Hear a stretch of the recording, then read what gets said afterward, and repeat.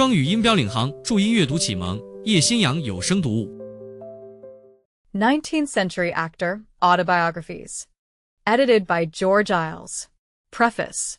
A good play gives us in miniature a cross-section of life, heightened by plot and characterization, by witty and compact dialogue. Of course, we should honor first the playwright, who has given form to each well-knit act and telling scene. But that worthy man, perhaps at this moment sipping his coffee at the author's club, gave his drama its form only. Its substance is created by the men and women who, with sympathy, intelligence, and grace, embody with convincing power the hero and heroine, assassin and accomplice, lover and jilt. For the success of many a play, their writers would be quick to acknowledge a further and initial debt, both in suggestion and criticism, to the artists who know from experience on the boards that deeds should be done, not talked about. That action is cardinal, with no other words than naturally spring from action. Players, too, not seldom remind authors that every incident should not only be interesting in itself, but take the play a stride forward through the entanglement and unraveling of its plot. It is altogether probable that the heights to which Shakespeare rose as a dramatist were due in a measure to his knowledge of how a comedy, or a tragedy, appears behind, as well as in front of the footlights, all in an atmosphere quite other than that surrounding a poet at his desk. This little volume begins with part of the life story of Joseph Jefferson, chief of American comedians. Then we are privileged to read a few personal letters from Edwin Booth, the acknowledged king of the tragic stage. He is followed by the queen in the same dramatic realm, Charlotte Cushman. Next are 2 chapters by the first emotional actress of her day in America, Clara Morris. When she bows her adieu, Sir Henry Irving comes upon the platform instead of the stage, and, in the course of his thoughtful discourse, makes it plain how he won renown both as an actor and a manager. He is followed by his son, Mr. Henry Brodribb Irving, clearly an heir to his father's talents in art and in observation. Miss Ellen Terry, long Sir Henry Irving's leading lady, now tells us how she came to join his company, and what she thinks of Sir Henry Irving in his principal roles. The succeeding word comes from Richard Mansfield, whose untimely death is mourned by every lover of the drama.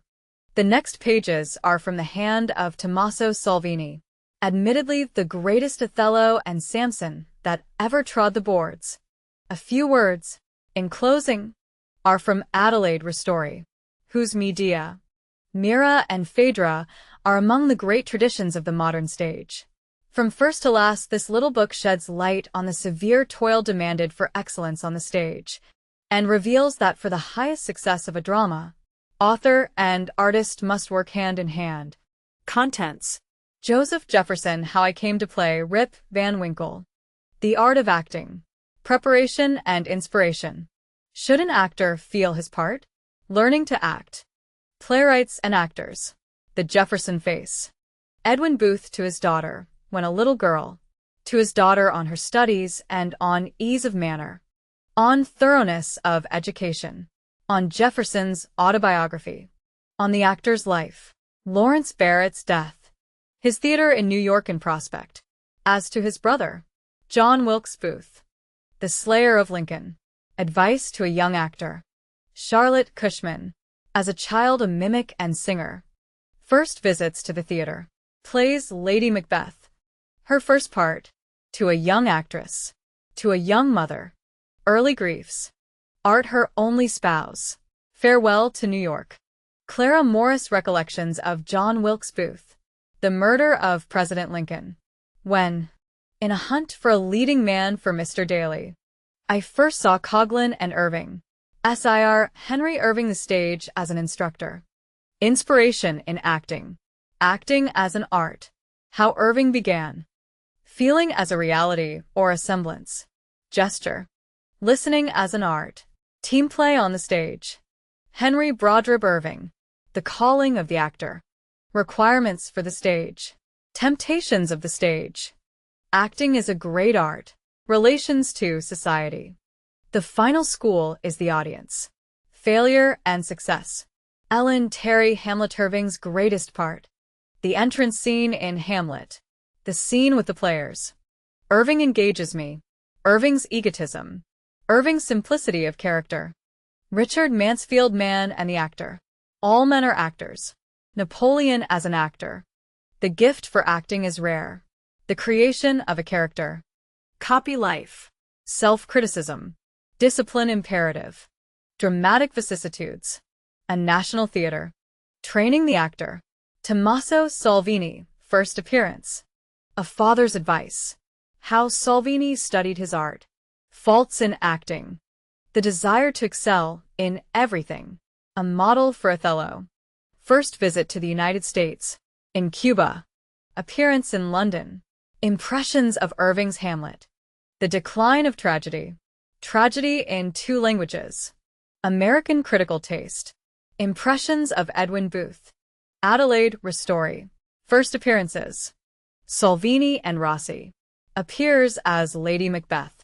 As manager. First visit to America. Begins to play in English. Joseph Jefferson. William Winter. The dramatic critic of the New York _Tribune _. In 1894 wrote The Life and Art of Joseph Jefferson, published by the Macmillan Company. London and New York. He gives an account of Jefferson's lineage, and then says, in Joseph Jefferson, 4th of the line, famous as Rip Van Winkle, and destined to be long remembered by that name in dramatic history, there is an obvious union of the salient qualities of his ancestors. The rustic luxuriance, manly vigor, careless and adventurous disposition of the first Jefferson, the refined intellect, delicate sensibility, dry humor, and gentle tenderness of the second, and the amiable, philosophic, and drifting temperament of the third, reappear in this descendant. But more than any of his ancestors, and more than most of his contemporaries, the present Jefferson is an originator in the art of acting. Joseph Jefferson is as distinct as Lamb among essayists, or George Darley among lyrical poets. No actor of the past prefigured him, and no name, in the teeming annals of modern art, has shone with a more tranquil luster, or can be more confidently committed to the esteem of posterity. The Autobiography of Joseph Jefferson, copyright 1889-1890, by the Century Company, New York, was published 1891. From its chapters, by permission, have been taken these pages. ed. How I came to play Rip Van Winkle. The hope of entering the race for dramatic fame as an individual and single attraction never came into my head until, in 1858, I acted Asa Trenchard in Our American Cousin. But as the curtain descended the first night on that remarkably successful play, visions of large type, foreign countries, and increased remuneration floated before me, and I resolved to be a star if I could. A resolution to this effect is easily made. Its accomplishment is quite another matter. Art has always been my sweetheart, and I have loved her for herself alone. I had fancied that our affection was mutual, so that when I failed as a star, which I certainly did, I thought she had jilted me. Not so. I wronged her. She only reminded me that I had taken too great a liberty, and that if I expected to win her I must press my suit with more patience. Checked, but undaunted in the resolve, my mind dwelt upon my vision, and I still indulged in daydreams of the future. During these delightful reveries it came up before me that in acting Asa Trenchard I had, for the first time in my life on the stage, spoken a pathetic speech. And though I did not look at the audience during the time I was acting for that is dreadful, I felt that they both laughed and cried. I had before this often made my audience smile, but never until now had I moved them to tears. This to me novel accomplishment was delightful, and in casting about for a new character my mind was ever dwelling on reproducing an effect where humor would be so closely allied to pathos that smiles and tears should mingle with each other. Where could I get one? There had been many written, and as I looked back into the dramatic history of the past, a long line of lovely ghosts loomed up before me, passing as in a procession. Job Thornberry, Bob Tyke, Frank Osland, Ezekiel Homespun, and a host of departed heroes with Marshall Stock went by my watch. Charming fellows all. But not for me. I felt I could not do them justice. Besides, they were too human. I was looking for a myth, something intangible and impossible. But he would not come. Time went on, and still with no result. During the summer of 1859, I arranged to board with my family at a queer old Dutch farmhouse in Paradise Valley, at the foot of Pocono Mountain, in Pennsylvania. A ridge of hills covered with tall hemlocks surrounds the vale, and numerous trout streams wind through the meadows and tumble over the rocks.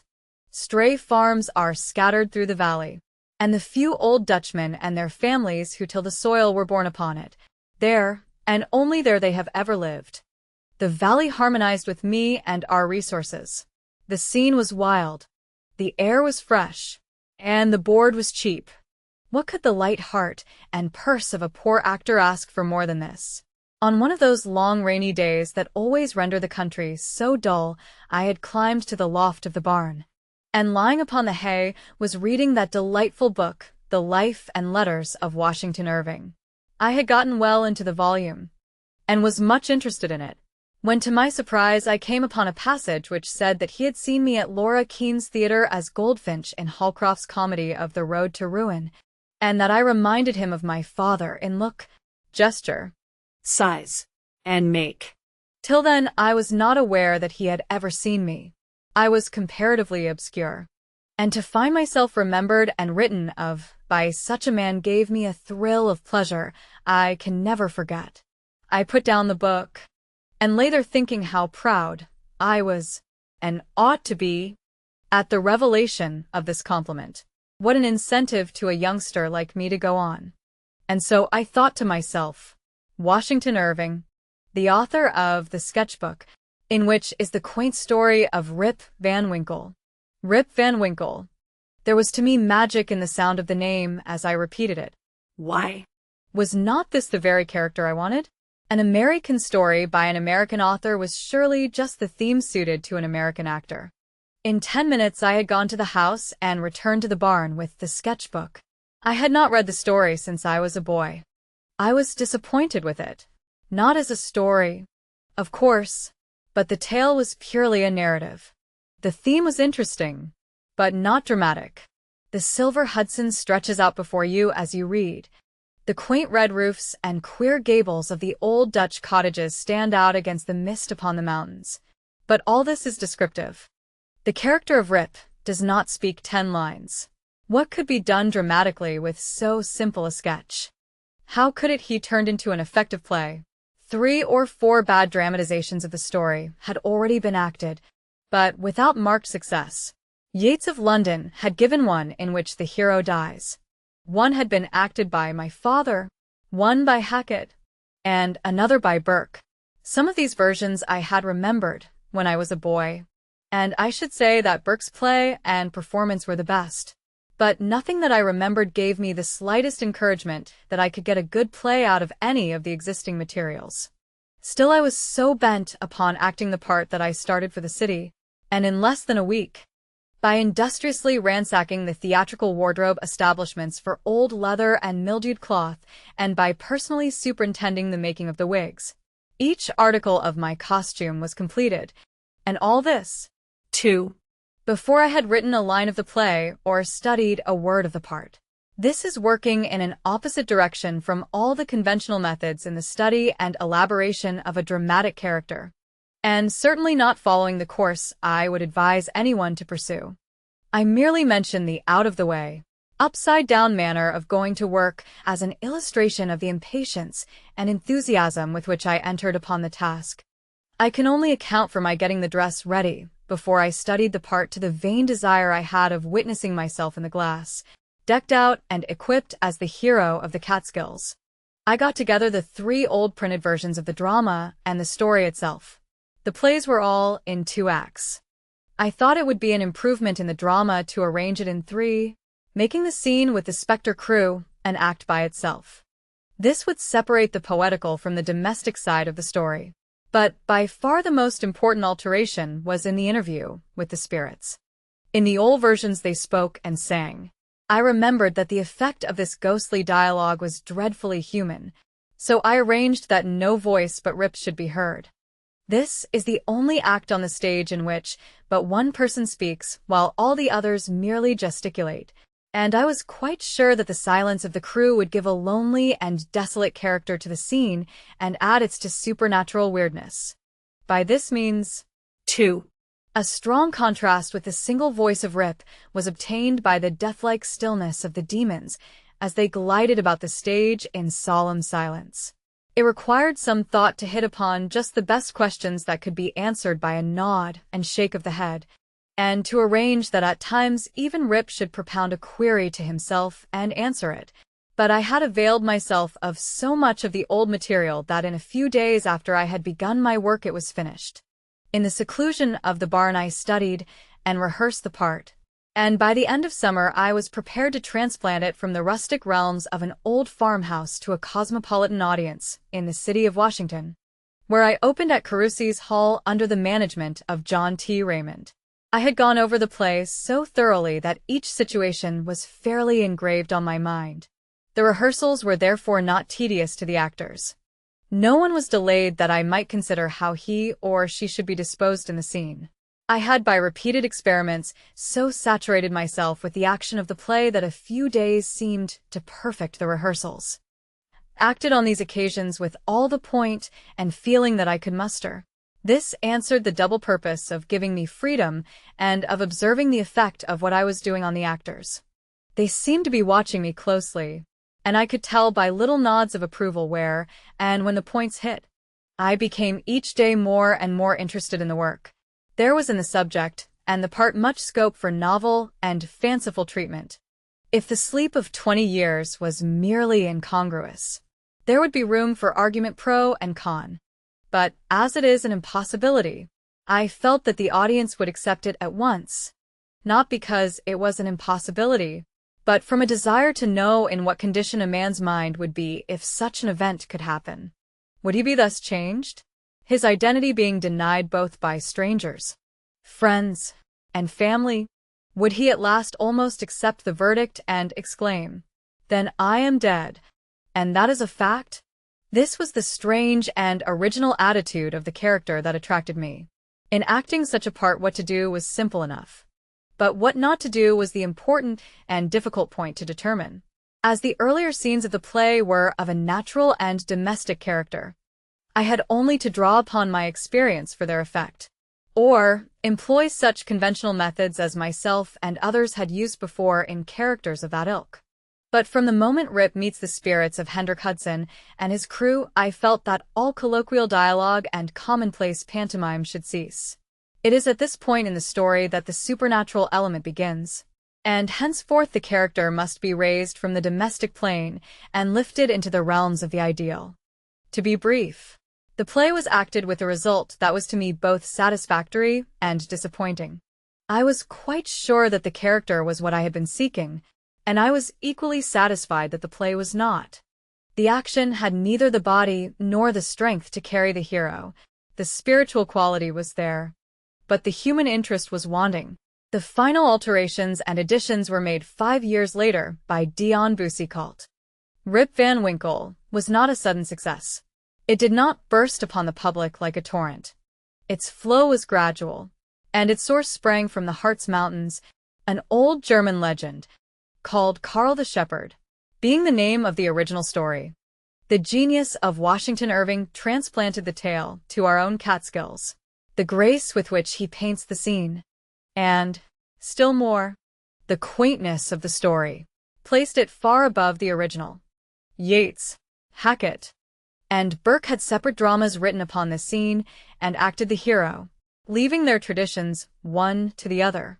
I now came forth, and saying, "Give me leave," set to work, using some of the before-mentioned tradition. Mark you, added to this, Dion Boucicault brought his dramatic skill to bear, and by important additions made a better play and a more interesting character of the hero than had as yet been reached. This adaptation, in my turn, I interpreted and enlarged upon. It is thus evident that while I may have done much to render the character and the play popular, it has not been the work of one mind, but both as its to narrative and its dramatic form has been often molded, and by many skillful hands. So it would seem that those dramatic successes that come like shadows so depart, and those that are lasting have ability for their foundation and industry for their superstructure. I speak now of the former and the present condition of the drama. What the future may bring forth it is difficult to determine. The histrionic kaleidoscope revolves more rapidly than of yore, and the fantastic shapes that it exhibits are brilliant and confusing. But under all circumstances, I should be loath to believe that any conditions will render the appearance of frivolous novices more potent than the earnest design of legitimate professors. The art of acting. Acting has been so much a part of my life that my autobiography could scarcely be written without jotting down my reflections upon it, and I merely make this little preparatory explanation to apologize for any dogmatic tone that they may possess, and to say that I present them merely as a seeker after truth in the domain of art. In admitting the analogy that undoubtedly exists between the arts of painting, poetry, music, and acting, it should be remembered that the first three are opposed to the last, in at least the one quality of permanence. The picture, oratorio, or book must bear the test of calculating criticism, whereas the work of an actor is fleeting. It not only dies with him, but, through his different moods, may vary from night to night.